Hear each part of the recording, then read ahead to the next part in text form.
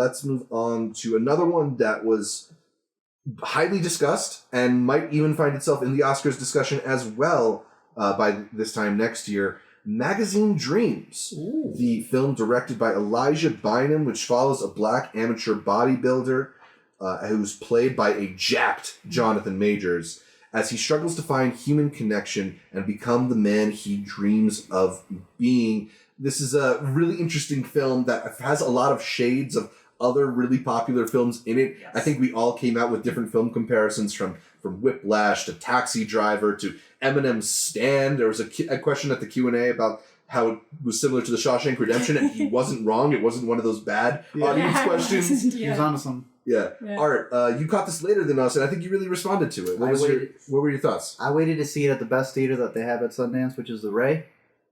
And it was fantastic. It was a packed house. They weren't there, so I didn't get to see either of them, but he killed it. I think it's probably my favorite performance of the festival. And it's a story that has as many warnings as you had. I don't know what they said for y'all, but when the guy came up to introduce it, he goes, "I apologize for the film already, but I think that some uncomfortable watches are necessary for people, and this is an uncomfortable watch." The director of this, surprisingly, had done a movie called Hot Summer Nights. Oh, yeah. Oh, with Timmy. Yeah, that was also at Sundance, also A24. Yeah. This takes a completely different turn. Like, it's in the same realm of, like, characters getting into sticky scenarios, but what he's able to do with this one, I thought, was just fantastic. To me, this is Jonathan's... I was blanking on it.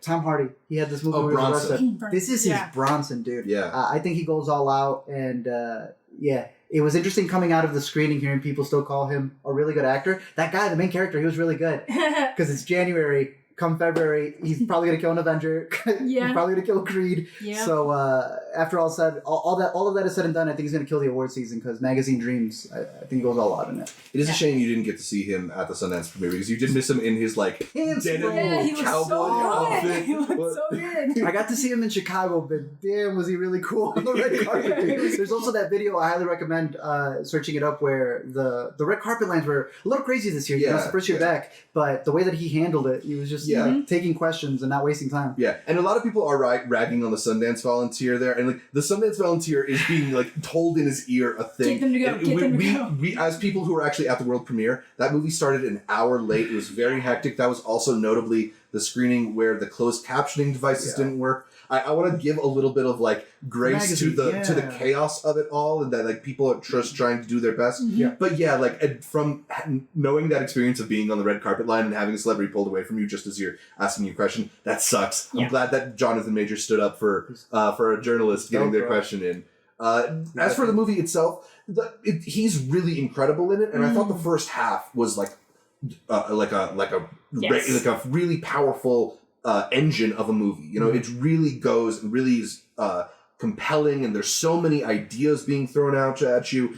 And then I think he spends the latter half of the movie sort of figuring out how to end it, and he sort of tries on several different endings to see if they feel good and tries a different one. So I don't know. I hate to like bring up the editing critique, but I wonder if it could have been a little like they could have picked their lane a little more. Yeah, and we already know that they did edit down. Apparently, there were some scenes that we heard that were cut. Yeah, Taylor Page was a scene that she didn't get. And I'm assuming it would have been a really good one. And I almost think that probably, by the sounds of it, would have been a scene that even if it had been made it a longer movie, would have actually assisted in the cohesive nature of the ending of the movie. I think I'm like you. I think we both agreed we just wanted it to commit at the end. We wanted it to actually commit, and then it doesn't commit, and it feels weird. After sleeping on it.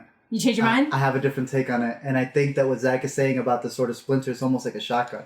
It's like a bullet. True. It comes in straight, but then all these different splinters of an ending is what happens. You get all of these almost different outcomes of what it could be. He does tease you, thinking that it's going to go one way, and I think it's on purpose. I think the whole movie's trying to evoke different emotions of different visuals that you see of him going up on screen. Yeah. So day by day, I agree with you guys, and then I've just grown to like it more and more and more. I just want to rewatch it. So I got to see it again. It is one of those movies that really does wriggle its way under your skin and will leave you thinking about elements of it. Yeah. And not a happy movie. Not a happy movie. And then like even though there are these things that are maybe feel like loose ends, it's also because there's so much information stuffed in there that you can chew it over.